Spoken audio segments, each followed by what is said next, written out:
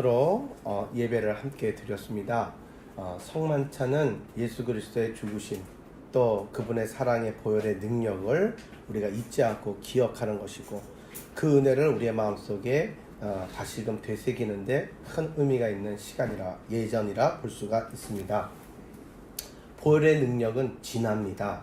그래서 우리가 커피를 마실 때도 말이죠, 커피를 마실 줄 모르는 사람들은 우유를 많이 타서 마십니다. 그게 어떤 커피죠?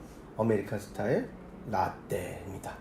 근데 본래 커피를 마셨던 이들은 유럽 사람들이고, 그네들은 에스프레소, 아주 진한 그러한 커피를 마신다. 그래서 그 맛을 진정으로 음미한다 라고 알고 있습니다. 예전에 한 성도님이 베트남에서 다람쥐똥이라고 하는 커피를 가져다 주셨습니다. 그래서 좋아라 하고 마셨다가 기절초풍을 한 적이 있습니다. 엄청 써도 이렇게 쓴 커피는 처음 봤습니다.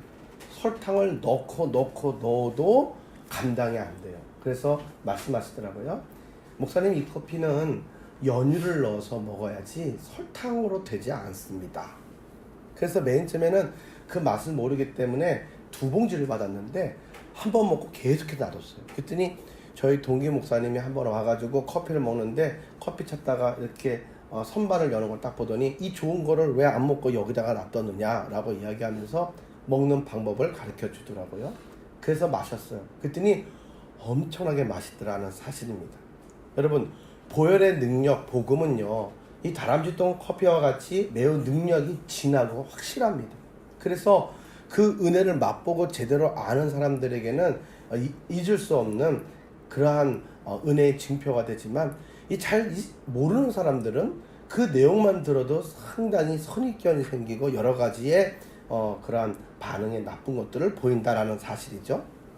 이 커피는요, 아무리 물을 많이 집어넣는다고 해서 희석시킨다고 해서 그렇게 맛이 달라지는 게 아닙니다. 마찬가지로 예수님의 보혈에 대해서 처음 내가 신앙생활하고 접했을 때에 우리가 아무리 이성적으로 이렇게 저렇게 생각을 더한다고 해서 보혈의 이 복음의 능력이 우리에게 이해가 되면서 싹 와닿는 게 아니다라는 사실이죠. 사랑하는 성도 여러분, 그러나 성령께서 그 말씀의 능력을, 그 보혈의 증거를 우리 안에 깊이 있게 십자가의 감동과 더불어 증거하실 때, 그 은혜를 체험하고 나면 그 어떤 세상의 것들과 비교할 수 없는 나만의 보물, 나만의 큰 은혜의 증거가 되는 줄로 믿으시기 바랍니다. 어떤 유혹과 어떤 모습이 다가온다 할지라도 휘어지거나 움직이지 않습니다. 예전에는 공부하느라고 커피를 먹었습니다. 그래서 커피 한 잔만 먹어도 각성 효과가 뛰어났는데 이게 내성이 생기더라고요. 그래서 이게 몇 잔을 먹고 그 다음에는 나중에 냉면 그릇으로 먹었는데도 잠이 오더라고요. 그래서 야, 이거 어떻게 하나, 큰일 났다.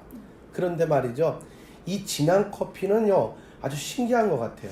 요런 커피들, 에스프레소나 요런 커피들은 한 잔만 마셔도 말이죠, 잠이 안 와요. 엄청 세요. 근데 여기다가 희석을 하고 이걸 하면 이건 내성이 생기는데, 그런데 이 에스프레소나 다람쥐똥 커피의 이 오리지널을 마시게 되면은 이건 내성이 없어요. 무슨 말입니까?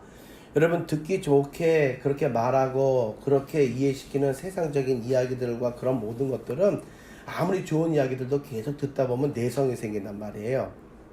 그래서 나에게 어떤 영향을 주지 못합니다. 처음에는 새롭고 부드럽게 넘어가서 귀에 쏙쏙 들어오고 좋지만, 그게 내성이 생기게 되면 오히려 나를 잡는다는 사실이죠. 그러나 진정한 의미의 깊이를 맛보게 되면 내성이 없어요. 영원히 그 안에서 그 은혜와 능력은 그렇게 우리에게 나타나게 되는 줄로 믿으시길 바랍니다. 십자가의 은혜와 감동, 그 보혈의 강력한 증거가 오늘 여러분과 저에게도 증거되기를 간절히 축원합니다. 그래서 신앙이라고 하는 것의 첫 출발점은 잊지 않고 기억하고 감사한다. 그리고 결단한다. 바로 이것이 아주 중요한 프레임이라고 볼 수 있습니다. 그것들이 어디에 토대 위에 있어야 되냐? 복음의 토대 위에 있어야 한다. 그 복음은 바로 무엇이냐? 우리를 구원하시기 위해서 이 땅에 오신 예수 그리스도, 그분에 대한 이야기다라는 사실이 가장 중요한 것입니다. 오늘 그 보혈의 증거, 그 복음이 우리의 마음속에 나를 향한 하나님의 메시지로 받아들일 수 있고 아멘으로 화답할 수 있고, 그 은혜와 향기가 나의 잠들어 있는 모든 우리의 영혼의 눈을 열게 하고 각성시키기를 주님의 이름으로 간절히 축원합니다. 그래서 이 마지막 시대가 악하기 때문에 깨어있어 기도하라고 하는데 이게 참 쉽지가 않아요. 배가 불러도 졸음이 오고요. 날씨가 좋아서 그렇게 바람이 살랑살랑 불어도 졸음이 오고요. 정신을 집중하기가 힘들어요. 공부를 하더라도 그렇고 내가 뭐 운전을 하더라도 그렇고 집중하기가 아주 쉽지가 않습니다. 여러분, 그때에 우리의 의지로 우리의 생각으로 깨어있을 수 있는 것이 아니라 복음의 능력에 취하여서 우리가 각성되어서 깨어서 하나님이 주시는 그 모든 은혜와 축복의 기회를 놓치지 않고 그 은혜를 마음에 새기며 힘있게 일어나 믿음을 선포하는 주인공 되기를 주님의 이름으로 간절히 축원합니다. 그래서 이것에 대해서 맛을 모르는 사람들은 전부 다 쓰다, 이걸 왜 마시냐, 그리고 쓰레기통에 버리죠. 그런데 이 맛을 알고 어떻게 먹는지 아는 사람들은 그것만 찾습니다. 그래서 제가 봤더니 이 베트남 커피는 일반 다른 커피와 좀 달라요. 그래서 기축한 잔에다가 얼음을 잔뜩 집어넣어 가지고 아주 그렇게 원액을 넣고 물을 많이 집어넣은 다음에 연유를 잔뜩 집어넣어 가지고 그렇게 해서 먹는 방법이 완전 달라요. 일반 커피하고 다르다라는 사실이죠. 여러분, 하나님의 복음의 말씀은요, 우리가 일반적인 책을 읽고 우리가 어떤 깨달음을 갖고 이해를 하는 강자와 다른 내용, 그런 이해 구조를 가지고서는 그 의미의 가치를 느낄 수가 없습니다. 성령께서 그 말씀을 풀어주시는 은혜의 연유가 있기를 주님의 이름으로 간절히 축원합니다. 그 은혜의 파도가 생수의 강이 흘러 넘쳐서 그 말씀을 내 심령 골수를 쪼개며 흘러가게 하실 때 메마른 나의 심령 가운데 소생함의 큰 은혜가 임하고 하나님의 말씀이 주어지는 것마다 아멘으로 화답하여 30배, 60배, 100배의 결실을 맺게 되는 줄로 믿으시기를 바랍니다. 여러분, 복음의 능력을 체험하셨습니까? 복음은요, 이 성경책은요, 옆에다 끼고 댕기라고 하면서 폼으로 있는 게 아니에요. 제가 한 번은 군대에서 제대하고 난 다음에 이제 갔더니 거기 보니까 우리 교수님 중에, 옛날 교수님 중에 한 분이 자기 옛날 이야기를 하시더라고요. 옛날에는 그 뭐죠? 이게 그 뭐더라? 이렇게 긴 옷에 주머니가 여러 개 야상같이 생긴 옷 있잖아요. 고시생들이 입는 옷들. 그런 차림에다가 그 다음에 이 주머니가 깊지 않습니까? 거기다가 타임즈를 다 꽂고 그리고 막 다녔다고 이야기를 하시더라고요. 근데 그 얘기 듣는데 되게 멋있어 보이더라고요. 저도 그런 야상 같은 옷을 아버지한테 물려받아가지고 거기다가 말이죠, 저도 타임즈 하나 꽂아보고 한쪽에 사전 꽂아보고 다니면서 영어 공부를 하면서 한번 해봤던 적이 있습니다. 참 운치 있더라고요. 나무 밑에 웰치 같은 데 딱 앉아가지고 펼쳐서 그걸 쫙 펼쳐서 보기도 하고 공부도 해보기도 하고 참 기분이 너무 좋더라고요. 그냥 예쁘게 화려하게 옷 입고 다니는 것도 좋습니다. 멋을 내는 것도 좋습니다. 그런데 그런 야상에다가 말이죠, 주머니가 워낙 많으니까 내가 필요로 한 모든 것들을 다 집어넣고 다니는 거예요. 그래가지고 풍성하게 넣고 다니면서 그렇게 밑에서, 나무 밑에서 여름에 이렇게 차가운 음료수 하나 놔두고 공부하고 책 보다가 그러다가 수업 들어가고 그런 모습들이 참 낭만적이고 좋더라고요. 사람이 인생을 바라보면서 어떻게 기준을 두느냐가 참 중요합니다. 멋을 낼 것이냐? 그러나 그 멋내는 것들은 한순간이고 잠시 잠깐 있다가 없어지게 됩니다. 그런데 내가 매사의 모든 인생에는 타이밍이 있잖아요. 때가 있잖아요. 공부해야 될 때가 있잖아요. 그러니까 멋내는 거나 이런 거 다 포기해버리고 공부하는 거에 딱 집중을 하는 거죠. 그때는 그거죠. 그래서 그때의 그 모든 것들을 내려놓고 그렇게 열심히 하니까 그 보람된 모든 피드백이 있더라는 사실이죠. 신앙생활하면서도 멋내는 사람들이 참 많습니다. 그런데 멋내다 보면은 신앙생활을 하는데 집중하지 못해요. 공부하는 학생이 멋내기 시작하고 요즘 애들 보니까 브리폰을 말고 다니는데 화장하고 다니는데 이런 데다가 너무 신경 쓰는 아이들 치고 공부 잘하는 친구가 없죠. 자기에게 주어진 그 순간에 자기에게 주어진 그러한 사명에 집중하는 그런 모습이 있어야 될 줄로 믿습니다. 아주 중요한 것이죠. 그래서 신앙생활 하면서도 하나님을 만나는 사람이 있고 복음의 능력을 체험하는 사람이 있는가 하면은 맛보지 못하고 누구 따라서 설렁설렁 따라다니면서 그냥 나도 교회 가봤었다 왕년에 라고 이야기하는 신앙인들이 있다는 것이죠. 오늘 여러분들은 전자의 신앙이 되기를 원하십니까? 후자의 신앙인들이 되기를 원하십니까? 나도 한번 가봤었다 라고 이야기하는 신앙은 의미가 없어요. 그렇지 않습니까? 우리가 살아가다 보면 인생의 기회가 옵니다. 놀라운 기회가 옵니다. 돈 버는 기회도 옵니다. 내가 명예를 얻을 기회도 옵니다. 아주 좋은 사람 만날 기회도 옵니다. 하나님 만날 기회도 옵니다. 중요한 것은 무엇입니까? 기회가 없는 사람은 아무도 없어요. 인생의 기회는 3번 온다고 이야기하지 않습니까? 그런데 그 기회가 올 때 그 기회에 집중해서 나가는 사람은 붙잡을 수 있어요. 그런데 그 기회를 갖다가 바라보면서 집중하지 않은 사람들은 다 놓쳐버리는 거예요. 그러니까 모두에게 똑같이 기회가 왔지만 그 기회를 집중하지 못한 사람들은 그것을 누릴 수가 없는 거죠. 오늘 모두가 다 하나님의 이야기를 복음, 요즘에 얼마나 전도들을 많이 합니까? 많이 들었어요. 다 알아요. 성경에 대해서 믿지 않은 사람들도 예수님에 대해서 웬만큼 아는 얘기 다 합니다. 다윈 얘기하면 못 알아듣는 사람이 어디 있습니까? CF도 다 그걸 카피해서 하는데 말이죠. 근데 중요한 거는 어설프게 아는 것은 모르는 것만 못하다라는 사실이죠. 그렇지 않습니까? 뭐든지 하려면 제대로 해야 돼요. 그래야 그게 피가 되고 살이 되고 나에게 간증이 되고 내 것이 되게 되는 줄로 믿으시기 바랍니다. 그래서 우리는요, 뭔가 하려면 제대로 하라는 이야기들을 많이 한단 말이죠. 신앙생활하면서 바라보게 되면 우리가 느끼는 바가 있지 않습니까? 겉멋에 취하여 옛날의 영광에 취하여 자기의 어떤 직분과 그런 여러 가지 과거의 화려함에 도취돼서 그렇게 자기 자랑하는 맛에 그렇게 신앙생활하는 사람들이 있어요. 누구에게 보여주기 위한 그런 것들, 사람을 의식하는 신앙, 사람을 의식하는 그러한 신앙은 집중하지 못해서 복음의 능력을 맛보지 못합니다. 그러나 하나님을 의식하며 하나님 앞에 집중하는 성도들은, 예배자들은 하늘로부터 하나님의 은혜의 음성과 하나님의 터치를 경험하게 되는 줄로 믿으시기 바랍니다. 내가 회복이 되고 내 모든 삶 속에 복잡했던 것들이 분명해지면서 집중하게 됩니다. 그 길이 순종하는 게 너무 행복해지고 주님만을 붙잡고 나갈 때 그 복음의 능력이 내 삶 속에 기적과 능력과 간증으로 넘쳐나게 되는 줄로 믿습니다. 오늘 여러분들에게 그러한 은혜와 간증이 있기를 주님의 이름으로 축원합니다. 성경 66권에는 많은 하나님의 사람들이 등장하는데 그 사람들이 대단한 출신의 집안에서 대단히 많은 것들을 가지고 누리고 남겨서가 아니라 그들은 우리가 집중해야 될 내용 하나는 그들은 복음의 능력을 붙잡았던 사람들이라는 거죠. 그래서 하나님께서 그들을 우리에게 보이시면서 도전을 주고 계신다는 사실이죠. 오늘 여러분과 저에게 도전이 있기를 주님의 이름으로 축원합니다. 도전받지 못하는 사람들은 학교 다닐 때 공부 못합니다. 도전받지 못하는 사람들은 직장생활 하루하루 그냥 살아갑니다. 꿈이 없습니다. 여러분, 우리 인생에 꿈이 있기를 주님의 이름으로 축원합니다. 그리고 할 수 있다, 하면 된다, 믿는 자에게 능치 못함이 없다, 나를 바라보고 다시 한번 그물을 던져라 말씀하시는 주님, 그 주님의 은혜, 그 주님의 보혈, 그 복음을 붙잡고 일어서고 선포하는 모두가 되기를 주님의 이름으로 축원합니다. 그러면 복음의 능력, 그 사모하는 복음의 능력을 어떻게 나타나느냐?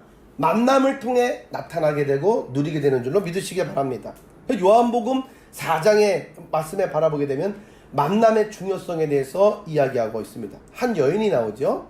그 여인은 정말 주목받지 못하고 사람들을 피해 다니는 열등감에 가득 차고 만족함이 없던, 내세울 게 없던 그런 여인이었죠. 그런데 그 여인이 예수님을 만나고 난 다음에, 복음을 만나고 난 이후에는 사람들을 찾아가며 자기가 만나고 체험한 그 만남과 복음에 대해서 증거하는 자가 되고, 그 삶이 수동적인 삶에서 적극적으로 그렇게 모든 것들을 열어가는 창조적인 삶으로 변화되게 된 것을 보게 된다는 것이죠. 사람이 누구를 만나느냐에 따라서 나의 성품과 나의 앞길도 완전히 달라집니다. 그것은 학업 때도 마찬가지고, 직장생활도 마찬가지고, 배울 때도 마찬가지고, 교회 안에서 누구를 만나느냐도 너무나도 중요한 내용이 된다는 사실이죠. 문제가 많지만 누구를 만나느냐에 따라 그 문제가 오히려 나에게 더 기쁨이 되기도 합니다. 오늘 여러분들 주님 만나는 은혜가 있기를 주님의 이름으로 축원합니다. 하나님이 약속의 땅 가나안 땅을 주셨는데 10명의 정탐꾼들은 가서 하나님을 못 만났어요. 그곳에도 계시는 하나님을 못 만났단 말이에요. 그런데 여호수아와 갈렙은 그곳에서 자기와 함께 하시는 하나님을 만났단 말이에요. 그래서 그들의 고백을 들어보면 그들이 이렇게 말하지 않습니까? 주님이 기뻐하시고 우리와 함께 하시면 그들은 우리의 밥이라고 고백한다는 사실이죠. 하나님을 만난 사람들은 보는 게 다르기 때문에, 느끼는 게 다르기 때문에, 그네들은 해석하는 게 다르기 때문에 그들의 말이 달라질 수밖에 없다는 사실이죠. 여러분, 우리가 살아갈 때에도 죽겠다라고 말하고 원망하고 불평하고 징징거리는 사람을 만나면 싫죠. 그 대상이 만일 여러분의 배우자라고 생각해보세요. 그 대상이 여러분의 부모님이라고 생각해보세요. 자녀라고 생각해보세요. 일생 동안 들어야 된다고 생각해보세요. 얼마나 힘들겠습니까? 그런데 내 배우자, 내 부모님, 내 자녀 얼마나 믿음이 충만한지 그의 이야기를 들으면 내 고통과 시름이 다 사라지는 거예요. 사울이 힘들고 고민이 많을 때 이 다윗을 곁에 두고 그의 간증과 그의 하프 연주를 들을 때마다 이 모든 악령이 떠나가고 살 것 같은 그러한 만남이 내게 있다. 내 자녀다. 내 가족이라고 생각해 보세요. 복 중에 가장 큰 축복이 되는 줄로 믿으시기 바랍니다. 여러분을 통해서 하나님이 그러한 만남, 그러한 복음의 능력이 흘러가게 하시기를 주님의 이름으로 축원합니다. 여러분, 우리가 비즈니스나 아니면 여러 가지 어떤 일을 할 때 계약서를 쓰죠. 계약서 문화가 있습니다. 그리고 뭐 미팅을 하고 뭐 이렇게 뭐 결혼할 때도 선을 보죠. 그때 여러분 뭘 보죠? 그때 뭘 봅니까? 그때 다른 거 보는 거 아니에요. 이미 조건들은 다 정해졌어요. 그 사람 보러 가는 거죠. 이 사람하고 한 배 타도 되겠나?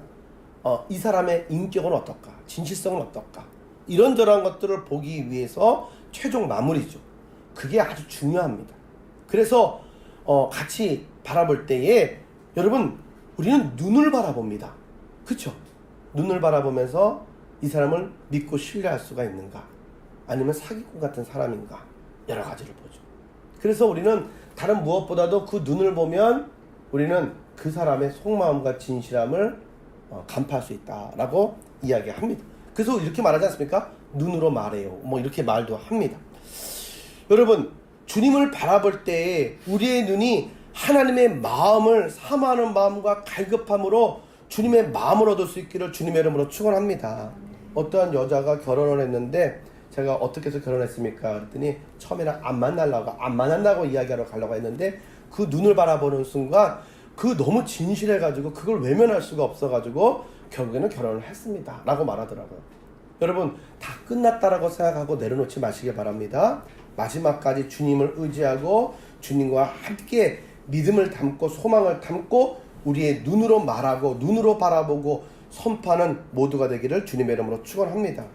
그 주님의 긍휼하심을 우리는 구하면서 바라볼 때 주님은 절대로 우리를 외면하시지 않는다.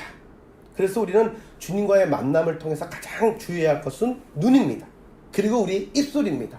이 눈과 입술을 성령의 인도하심을 쫓아 하나님의 기뻐하시는 아름다운 주의 뜻의 이야기들과 사모하는 우리의 믿음의 눈으로 채워나가기를 주님의 이름으로 간절히 축원합니다. 예수님이 베드로를 만났습니다. 베드로가 예수님 만나기 전에는 그냥 어부였죠. 그런데 예수님을 만나고 난 다음에 수제자가 되고 그의 인생이 완전히 변화되게 되었습니다. 사도 바울도 잘 나가는 사람이기는 했지만 예수 믿던 사람들을 핍박하던 그런 이었습니다. 그런데 다메섹 도상으로 올라가다가 부활하신 예수님을 만나고 난 다음에 그의 인생이 180도로 완전히 변화되는 인생을 살아가게 되었다라는 사실이죠. 이전에는 피바람이 부는, 그가 가는 곳마다 피바람이 부는 사람이었는데 이제는 그가 지나가는 곳마다 교회가 세워지고 사랑이 세워지고 복음이 열매 맺는 그러한 인생으로 변화되게 된 줄로 믿습니다. 역사학자 아놀드 토인비는 이렇게 말했습니다. 바울이 탄 배는 유럽의 문명을 싣고 간 배였다라고 이야기했습니다. 사람이 만들어낸 문명보다도 하나님의 말씀, 복음의 문명이 더 크고 놀라운 능력이 있는 줄로 믿으시길 바랍니다. 오늘 본문의 이 사마리아 여인에게 있어서도 마찬가지였습니다. 예수님이 만나기 전에는 버림받은 그러한 소외된 인생이었지만은 예수님을 만나고 구원을 받게 되고 난 이후에 복음을 증거하는 자가 되었고 성경에서 이렇게 우리에게 강력하게 도전과 증거를 주는 아름다운 영광의 자리에 서게 된 줄로 믿으시길 바랍니다. 여러분, 음식에 양념이 들어가야 제맛이 나지 생으로 먹으면 맛이 없어요. 마찬가지로 우리의 인생에도 말이죠. 그냥 우리 인생 우리 생각대로 먹으면 맛있는 것 같아서 밍숭밍숭하고 그 맛이 내 맛이고 내 맛이 너의 맛이죠. 아무런 맛이 안 나요. 그런데 이런 밋밋했던 우리의 인생에 예수님이 탁 들어가시고 나면 제맛이 탁 나는 거죠. 저는 어렸을 때 이 설렁탕 먹는 게 이해가 되지 않았습니다. 밋밋한 게 쌀뜨물 같아가지고 니글니글한 게 말이죠. 이걸 왜 먹나 뭐 이런 생각을 했어요. 그런데 보니까 거기에 소금이 있잖아요. 소금을 탁 뿌리니까 조금 뿌려요. 많이 안 뿌려요. 그랬더니 아주 감칠맛이 나면서 맛이 너무 맛있더라고요. 제가 몇 달 전에 처음 알게 된 거는 우리 박재성 지사님이 목사님 저녁에 식사 안 하셨죠? 그 금요차례 마치고 밥 먹으러 갑시다. 근데 밤에 문 연 데가 별로 없으니까 여기 밑에 설렁탕집 24시간 하는 데가 있어요. 거길 딱 갔어요. 거기는 딱 보면은 거기에 소금하고 후추 뭐 이런 것도 밖에 없어요. 그런데 박 지사님이 손을 딱 들더니 여기 다대기 좀 주십시오. 다대기가 확 나와요. 다대기를 확 푸는데 뽀얗게 탁 풀더라고. 그러더니 그거 먹는데 맛이 달라지더라고요. 제가 가만 보다가 맨 처음에는 그렇게 먹으면 뭐하냐고 막 얘기를 하다가 제가 밋밋하니까 나도 좀 줘봐요. 그래가지고 해가지고 먹었어요. 그랬더니 맛이 차원이 내가 생각했던 이전에 떠먹어봤던 맛하고는 완전히 달라지게 되더라는 사실이죠. 우리의 인생에 예수 그리스도의 보혈이 임재하는 순간, 주의 말씀이 우리의 가운데 임하는 순간 우리의 인생의 180도의 놀라운 변화와 역사와 풍요로움이 열매 맺게 되는 줄로 믿으시길 바랍니다. 오늘 여러분의 인생에 예수 그리스도의 맛이 있기를 주님의 이름으로 축원합니다. 두 번째로는요, 복음의 능력은요, 우리에게 마음의 문을 열 때 나타난다는 거죠. 그렇죠? 하늘의 문을 열고 소낙비가 내린다 할지라도 바로 이 컵을 뒤집어 놓으면 물 한 방울 들어가지 않잖아요. 뒤집어 놓으면 그러면은 거기서부터 이 잔이 차고도 넘치는 은혜가 임하게 되는 줄로 믿습니다. 복음이 능력에 차고 넘쳐도 내 마음을 열지 않으면 내가 은혜를 경험할 수가 없다. 그건 무슨 얘기죠? 하나님의 능력이 짧아서입니까? 그게 아니죠. 우린 여기서도 뭘 알 수도 있어요. 하나님이 인격적이신 분이라는 거예요. 하나님은 만남을 통해서 인격적으로 우리와 그 관계를 맺기 원하시지, 그렇게 우리를 막 강압적으로 그렇게 막 부시고 들어오시거나 때리고 들어오시거나 뭐 겁박하시고 이렇게 하시는 분이 아니라는 사실을 발견하게 되는 것이죠. 오늘 여러분과 제가 그분의 그런 말씀의 음성에 마음의 문을 열고 그분을 만나는 은혜가 있기를 주님의 이름으로 축원합니다. 그래서 예수님을 만나서 우리는 우리의 삶의 근본적인 문제를 열어놓고 쏟아놓아야 돼요. 그게 중요한 거죠. 오늘 사마리아 여인이 예수님을 만났어요. 그런데 이 여인이 자기의 사정에 대해서 다 쏟아놓지 않았다라고 한다면 그냥 지나가는 인연? 이 정도였을 것입니다. 그런데 이 여인에게 내 남편에 대해서 이야기하고 그 삶에 대해서 이야기하면서 이 여인이 결국에는 자기의 모든 것들을 확 쏟아놓지 않습니까? 그러면서 내 앞에 계신 이분이 누군지를 깨닫게 되는 순간 모든 자신을 괴롭혔던 문제들, 영적으로 육적으로 여러 가지 삶의 문제들이 다 풀려나가기 시작한 줄로 믿습니다. 기도는요, 사람들 들으라고 내 자랑하려고 그렇게 나오는 게 아니에요. 내 변명하려고 내 의의를 갖다가 그렇게 주장하려고 오는 게 아니에요. 기도는요, 내 모든 무거운 짐을 내려놓고 하나님께 마음의 문을 열고 내려놓는 거예요. 이게 기도의 가장 기본이라는 것이죠. 그런데 기도하러 와가지고 마음의 문을 열고 무거운 짐을 다 쏟아놓지 못하는 이들이 참 많다라는 사실이죠. 바로 거기서부터 시작은 됩니다. 주님은 이미 다 아세요. 우리가 만남을 만날 때 상대방이 요즘에 어떻다라는 거를, 뭐가 어렵다라는 거를 이미 들어서 알고 있어요. 그가 나한테 온대요. 그 말 무슨 말인지 벌써 다 알아요. 근데 만났는데 말이죠, 그런 얘기는 안 하고 뭐 엄한 이야기, 자기 자랑 이야기를 하고 막 뭐 엄한 이야기부터 막 돌리는 거예요, 말을. 그러면은 우리는 같이 대화를 딱 듣고 있다가 기분이 좋을까요, 싫을까요? 나는 이미 알고 있는데, 그 부분에 대해서 내가 같이 이야기하고 싶은 마음이 있는데, 그런데 본론을 이야기하지 않고 자꾸 다른 데로 얘기를 돌리는 거예요. 그러면은 기분이 도대체 여기에 온 의도는 뭐야? 뭐 이런저런 생각이 들지 않습니까? 답답하기도 하고. 그냥 바로 얘기를 그냥 하고, 난 들을 준비가 돼 있는데 말을 자꾸 돌리는 거예요. 빙빙. 그리고 자꾸만 자기 어렵고 여러 가지 것들을 솔직하게 이야기하면은 마음을 열어놓고 솔직하게 얘기를 하겠는데 자꾸 문제없고 자기가 잘 나가는 자랑만 하는 거예요. 그러면은 미선이잖아요. 자기를 덧칠하는 거잖아요. 그런 걸 바라보면 한번 들어보려고 했던 마음도 싹 사라지는 거죠. 기분이 확 상하는 거야. 뭐 하자는 거야 지금? 나는 바쁜데도 지금 여기 만나자고 그러고 지금 사정을 대충 알기 때문에 와가지고 지금 들으려고 나는 나름대로 정성을 가지고 여기를 와가지고 적극적인 의도로 왔는데 지금 뭐 하자는 거야 이 시간에? 이렇게 나가는 거죠. 하나님 앞에 기도할 때에도 우리는 상한 심령으로 나가야 되는 줄로 믿으시기 바랍니다. 마음의 문을 열었다는 얘기는 상한 심령, 통하는 심령이거든요. 그런 이들에게 하나님은 긍휼히 여기신다는 거예요. 하나님과 대화를 나눠서 우리가 회복되고 축복을 받으려면 딱 하나의 전제 조건이 통해됩니다. 그분이 우리를 불쌍히 여기셔야 됩니다. 우리에게 자비를 베푸셔야 됩니다. 그러려면 우리가 마음을 열어놓고 솔직히 낮아질 때에 그분은 우리에게 자비로운 하나님으로 우리를 회복시키시고 우리를 도우시고 우리와 함께 우리의 길을 걸어가시는 줄로 믿으시기 바랍니다. 기도는 하나님의 마음을 얻기 위해서 하는 거예요. 그러려면 솔직해야 돼요. 우리가 무슨 일을 할 때 내가 부족하고 여러 가지가 있지만 그럼에도 불구하고 포기하지 않고 나가는 이유는 내가 상황과 조건은 안 되지만 솔직하게 진솔하게 그 부분에 대해서 한번 얘기를 해보겠다는 거예요. 진실된 것으로 승부를 거는 거죠. 여러분, 우리가 세상적으로도 그러한데 하나님 앞에 나갔을 때에는 내세울 것도 하나도 없으면서 믿을 것도 하나도 없으면서 왜 솔직해지지 못하냐는 거예요. 왜 있는 그대로 상한 심령으로 기도하지 못하냐는 것이죠. 이건 문제가 있다라는 것이죠. 맨 처음에 사마리아 여인은 그렇게 하지 못했어요. 그러다가 주님께서 강력하게 말씀하시니까 그제서야 자기가 와르르 깨지면서 자기의 아성과 자기의 변론과 자기의 생각이 깨어지면서 위선이 깨어지면서 그렇게 쏟아 놓을 때에 아주 놀라운 은혜의 만남의 새로운 국면이 그에게 열리게 된 줄로 믿습니다. 여러분, 마음의 문이 열린다는 이야기는 내가 갈급해야 됩니다. 마음이 상하고 그때 우리는 모든 것들을 내려놓고 이야기할 수가 있다.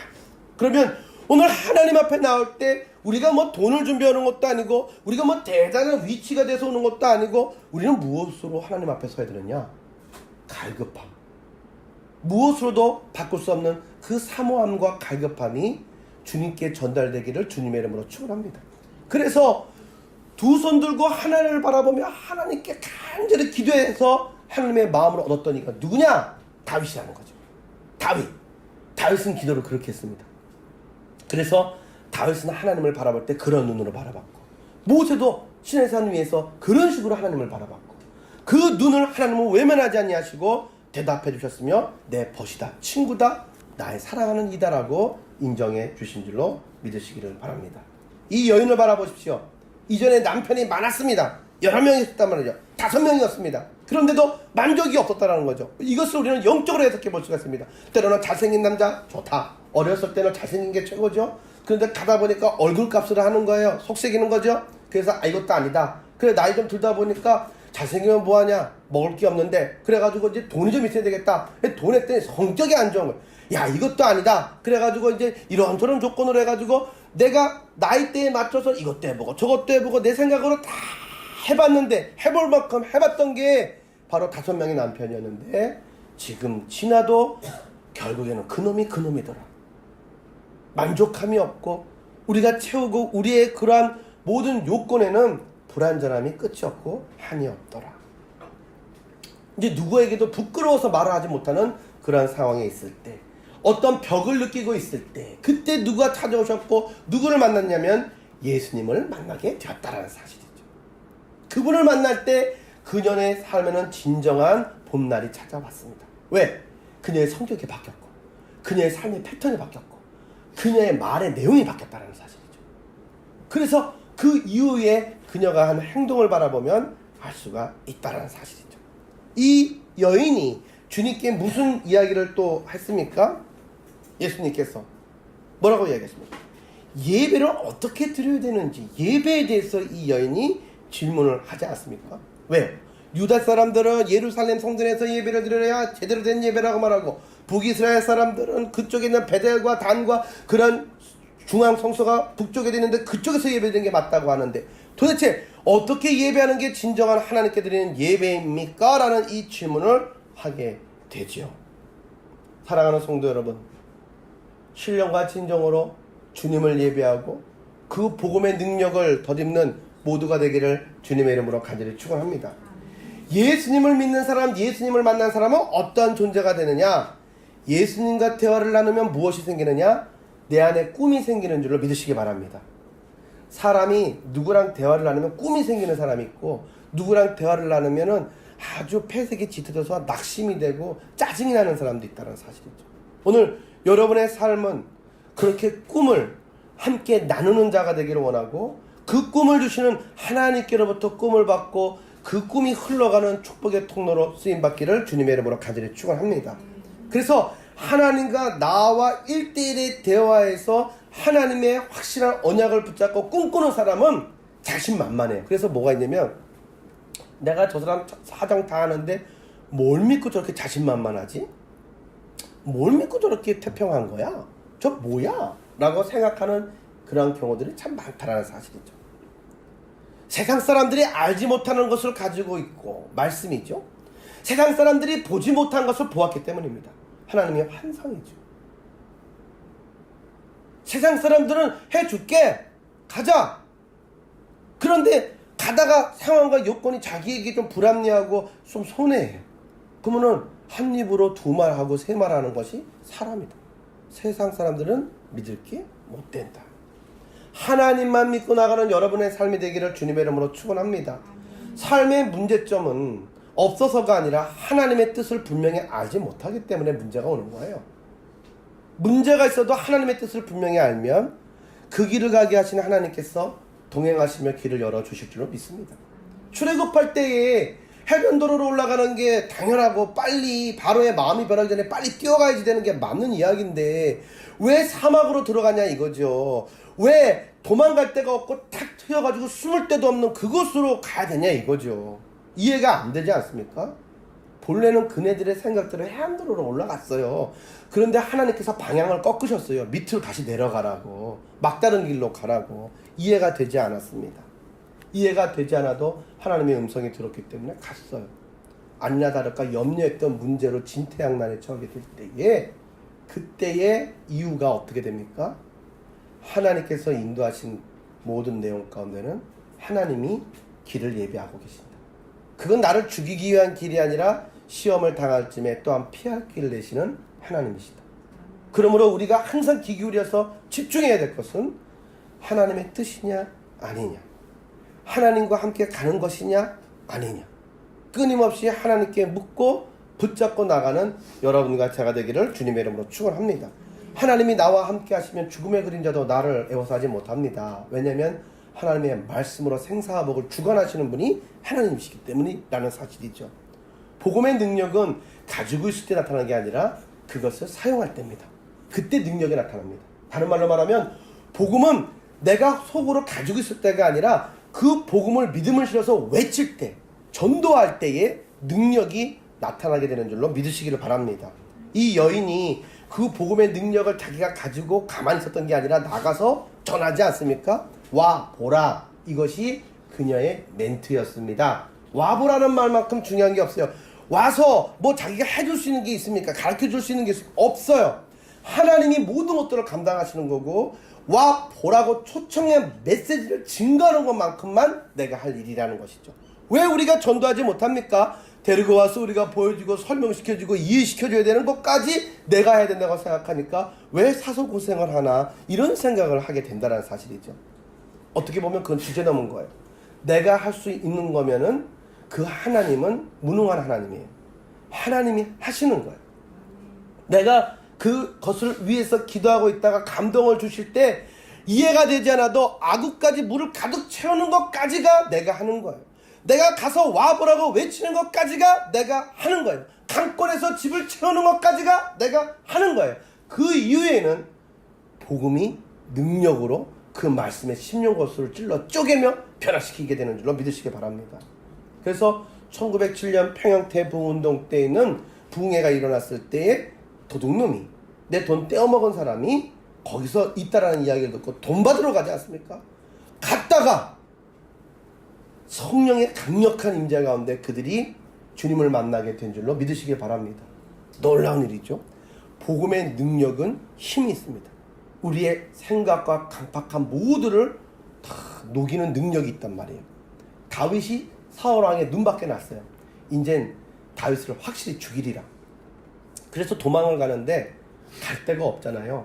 그래서 먼 데로 도망간 게 아니라 사울왕이 있던 자리 바로 밑에 라마 나요시라는 곳이 있어요. 라마. 그 어디냐면은 사무엘이 이제는 하나님이 이 사울왕에서 떠나기 때문에 이제 후학들, 이제 신학생들이나 선교사들을 키우려고 신학교를 세우려고 이제 고향에 내려가서 라만나요에서 이제 그렇게 이제 이렇게 신학교를 세우고 집회를 하고 이제 거기 있었었는데 다윗이 거기로 갔어요. 그 속으로 숨어 들어갔어요. 다윗도 이때는 신앙이 약했잖아요. 두려웠잖아요. 두려운 마음이 가득했거든요. 그래서 그곳에 가서 그가 두려울 때 세상적인 것으로 스며들어가고 도망간 게 아니라 하나님께로 와서 기도하면서 강력히 하나님의 뜻을 구했단 말이에요. 그리고 사무엘은 그것을 위해서 중보기도 했고요. 그런데 꼬리가 길면 잡혀요. 그래서 사울이 알았어요. 그래서 살수를 보냅니다. 가서 죽이고 와. 그래가 특전사를 보냅니다. 특전사가 문을 딱 여는 순간, 문을 여는 순간 하나님이 지키심에 머리털 하나 건드리지 못하고 문을 열자마자 성령의 강력한 붙잡힘을 받아서 그들이 그곳에서 주님의 제자들이 됩니다. 그래서 몇 번을 보냈는데 계속 그렇게 됩니다. 결국에는 사울왕 자신도 직접 왔죠. 그런데 중요한 것은 하나님께서 그에게도 강력하게 임재하셔서 꼼짝 못하게 하셨다는 사실입니다. 하나님이 지키시는 여러분과 저의 삶이 되기를 주님의 이름으로 간절히 축원합니다. 아주 중요한 것이죠. 그래서 우리는 안 되는 거 되는 거 판단은 하나님이 하시는 거고 데리고 와서 말씀을 딱 듣게 하고 채우는 것까지만 내가 하는 거예요. 이 여인처럼 그렇게 나가는 우리의 삶이 되기를 간절히 원합니다. 마지막으로 복음의 능력은 그 말씀을 감사와 아멘으로 화답하여 받아 누리게 되는 줄로 믿으시길 바랍니다. 참 중요한 이야기죠. 똑같은 이야기를 해줘도 자녀를 키우죠. 레베스에서 난 자녀 둘입니다. 똑같은 이야기를 해줘도 한 자녀는 그 말에 대해서 감사하고 귀담아 들을 때에 그에게 복이 되고 한 자녀는 한 귀로 듣고 한 귀로 흘려보내면 이게 안 되게 되는 것이죠. 순종해야만 한다는 거죠. 여러분이 보실 땐 제가 순종 착하게 생긴 아들처럼 생기지 않았습니까? 왜 대답을 안 하시고 웃기만 하시고 여러분들은 다 순종 잘하십니까? 네, 제가 사실 순종 잘합니다. 그런데 일생일대에 불순종을 한 번 한 적이 있는데 그 한 번으로 인해서 엄청난 화를 당한 적이 있습니다. 왜냐? 부모님이 낳았잖아요. 그 자녀는 부모 닮는 게 맞거든요. 기질을 잘 알아요. 저는 항상 빨리 가는 거 좋아해요. 그래서 미아린가 수요일인가 살 때 지하철 공사 한참 할 때 그 큰 데가 얼마나 복잡합니까? 그러니까 이제 태권도 학원이 저 건너편에 있는데 여기 건너가지 말고 육교가 잘못 만들었어. 한참 밑에 한두 정거장 내려가서 돌아서 이렇게 디귿자로 걸어와야 돼요. 거기로 반드시 가라. 위험하다. 근데 이 이야기를 두 아들을 딱 앉혀놓고 어머님이 하시고 보냈는데 딱 선택길에서 저는 이렇게 보고 이렇게 보니까 한숨 나오더라고요. 항상 건너갔는데. 근데 오늘따라 이상하게 어머니가 말씀하신 거죠. 그런데 보다가 고민하다가 나는 그래도 이렇게 갈 거야. 그리고 이제 동생한테 같이 가자. 그랬더니 갈등을 하다가 그래도 나는 엄마가 이렇게 하라고 했으니까 나는 이걸로 갈 거야. 건너갔네. 근데 이상한 게 있어요. 보통 때는 아무렇지도 않다가 꼭 이런 얘기 듣고 이렇게 갈등하는 날은 그날이 장날이야. 교통사고를 당했습니다. 그래서 버스랑 부딪혔어요. 옛날 버스는 바퀴에 파란색, 빨간색 페인트를 칠했어요. 그래서 제가 그걸 딱 하는 순간 최면술 걸리듯이 제가 붕 떠가지고 영화처럼 한 몇 미터를 날아갔어요. 야, 그래가지고 제가 말이죠 병원에 6개월 동안 입원해 있었더랬습니다. 초등학교를 못 가고. 예, 그래서 어머니한테 불효를 많이 했는데 그 간호하는 게 더 힘들거든요. 그래가지고 막 했는데 다행히 하나님께서 뭐 어디 찢어지거나 부러지지 않고 그렇게 하나님이 있게 하셨어요. 그래서 병원에 딱 들어놓여 있었는데 야, 내가 그때 느낀 게 야, 부모님 말씀 안 들어서 고생시켜드리고 내가 그거 너무너무 후회해서 다음부터는 내가 절대로 그렇게 하지 말아야지. 이 자그마한 선택 하나가 이렇게 차이가 크게 나게 될 줄이야 생각을 못했어요. 엄청난 저에게 있어서 지금까지 인생에 가장 큰 그런 자책감과 또 후회가 되는 순간이 딱 하나가 있다면 딱 그 순간이에요. 그게 그렇게까지 갈 줄은 정말 그땐 정말 몰랐었네요. 너무 몰랐어요. 부모님의 말씀을 똑같이 듣고도 한 자녀는 순종해서 그렇게 모든 것들을 모면하는데 한 자녀는 그 말을 듣고도 순종하지 않아서 누리지 못하고 안타까움을 경험하게 됩니다. 똑같은 복음에 우리의 생명을 살리는 말씀을 들었는데 어떠한 자녀들은 그 말씀을 예사롭지 않게 듣고 어떠한 자녀들은 그 말씀을 대충대충 흘려보내는 자녀들이 있다는 사실이죠. 그래서 그 말씀대로 순종하며 가슴에 새기고 감사할 줄 아는 자녀들은 구원을 받고 축복을 받는데 대수롭지 않게 넘기는 자녀들은 그 말씀대로 되어서 후회하는 그러한 내용들이 벌어진다라는 사실이죠. 오늘 여러분과 저에게 성령의 임재 가운데 우리의 귀를 열어 하나님의 음성을 분별하여 듣고 순종하는 그러한 믿음과 감사가 회복되기를 주님의 이름으로 간절히 축원합니다. 사마리아 여인처럼 우리는 주님을 만났습니다. 여러분의 모든 것들을 내려놓고 그분의 음성을 붙잡고 나아가 담대히 외침으로 그 감사로 우리가 믿음대로 살아가는 귀한 이 한 해가 되기를 주님의 이름으로 간절히 축원합니다. 우리 함께 기도드리겠습니다.